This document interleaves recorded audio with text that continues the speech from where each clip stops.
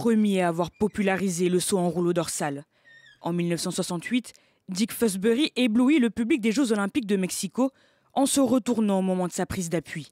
Quasi inconnu et donc tout sauf favori, il décroche pourtant la médaille d'or avec en prime un record olympique. Après avoir perdu de nombreuses fois, j'ai découvert cette nouvelle technique sur le dos. Je ne savais pas que d'autres athlètes du saut pourraient l'utiliser. 50 ans après l'avoir montré au monde, ici, à Mexico City, c'est aujourd'hui universel. Sa technique sera progressivement généralisée dans le monde du saut en hauteur. Pourtant, 5 ans avant sa consécration de Mexico, les entraîneurs craignaient une chute fatale du lycéen de 16 ans, qui tentait déjà de sortir de la monotonie du rouleau ventral ou du ciseau.